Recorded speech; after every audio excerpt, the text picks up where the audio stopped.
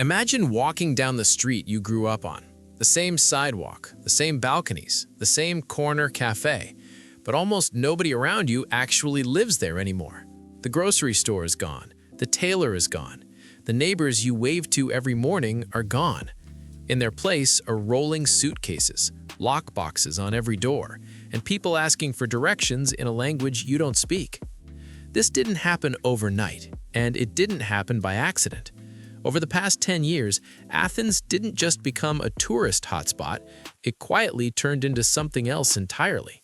And to understand how a city with thousands of years of history reached this point, we need to start with a moment when Athens was desperate for money and willing to make a deal it couldn't take back.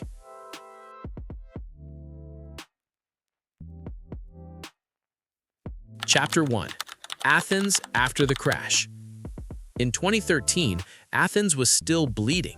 The financial collapse had wiped out jobs, savings, and entire careers. Buildings sat empty. Rents were low, not because housing was affordable, but because nobody had money. Entire neighborhoods felt frozen in time.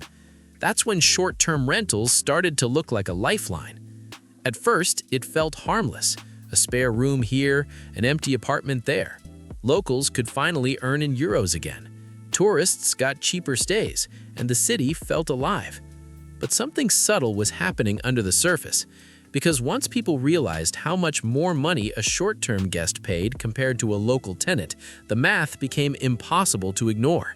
And soon, it wasn't spare rooms anymore, it was entire buildings. And that's when the balance began to tip. Chapter 2. From side income to industry. By the mid-2010s, Athens wasn't hosting visitors, it was hosting an industry. Apartments that once housed families were quietly converted. Long-term leases disappeared, locks were changed. Entire floors turned into revolving doors for travelers. What made Athens different wasn't just tourism, it was scale. Most listings weren't owned by someone renting out their own home. They were controlled by people with multiple properties. Some managed 5, some managed 10, some managed dozens. At that point, this wasn't sharing, it was business, and business doesn't care who used to live there. As more apartments shifted into short-term use, something predictable happened. The supply for locals shrank, and when supply shrinks, prices don't stay polite. Chapter 3.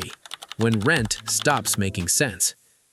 Athens' wages barely moved for years, but rent didn't get that memo. Apartments that once rented for a few €100 were relisted for double, then triple. People who had lived in the same place for decades were suddenly told their lease wouldn't be renewed, not because they did anything wrong, but because someone else would pay more for a week than they could for a month. Teachers, nurses, students, pensioners, all competing with tourists who didn't care what things cost because they weren't staying.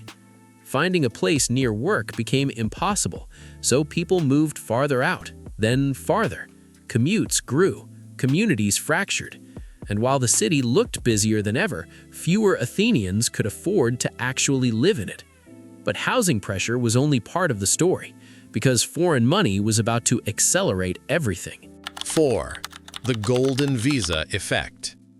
In an attempt to pull in cash, Greece launched a simple offer: buy property, get residency. On paper, it looked brilliant. Foreign investment flowed in fast. Buildings were renovated, construction restarted. But most of those buyers weren't planning to move in. They were planning to earn. Almost all of those properties went straight into short-term rental circulation. The money didn't stay local. The profits didn't support communities. And suddenly, Athenians weren't just competing with tourists. They were competing with global capital. Entire neighborhoods transformed into financial assets. Homes became spreadsheets, and the city began to feel less like a place to live and more like a product being sold. But what happens to a city when too many people are just passing through? A city that doesn't sleep but doesn't live. As short-term rentals multiplied, Athens changed in quieter ways. Schools closed due to falling enrollment. Local shops were replaced by souvenir stores. Pharmacies turned into cafes. Neighborhoods lost their rhythm. Buildings were full, but communities were empty. Residents stopped recognizing faces. People stopped learning names. Noise complaints rose. Trash piled up. The city felt crowded and hollow at the same time. Tourism kept growing, but livability kept shrinking. And eventually, Athenians started asking a dangerous question. Who is this city for now? That question didn't stay quiet for long. Chapter 6: Pushback and Late Regulation. Protests followed, not against visitors, but against displacement. Pressure forced action. Limits were discussed. Rules were tightened. Some areas froze new registrations, but by then the transformation was already baked in. Once housing shifts away from locals, it's hard to reverse. Once prices rise, they rarely fall. Even now, it's unclear if regulation can undo a decade of momentum. Because Airbnb didn't just change where people stay, it changed what housing means, and Athens became a warning others are only now paying attention to. Athens didn't collapse, it didn't fail, it adapted, but adaptation always comes with a price.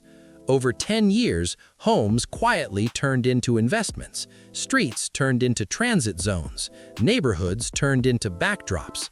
On paper, the city is thriving. Tourism numbers are up, money is flowing again, but numbers don't measure belonging. They don't measure the feeling of knowing your neighbors, or raising kids on the same block you grew up on, or believing that your city still has room for you. Athens is now walking a thin line between being a living city and a permanent visitor experience, and once that line is crossed, it's very hard to step back. What happened here isn't unique, it's a preview. For cities everywhere trying to recover fast, grow faster, and sell themselves to the world. The real question isn't whether tourism saved Athens, it's whether Athens can still save itself. And if stories like this matter to you, stories about how cities change and who pays the price, make sure you're subscribed, because this is far from the last place where this story is unfolding.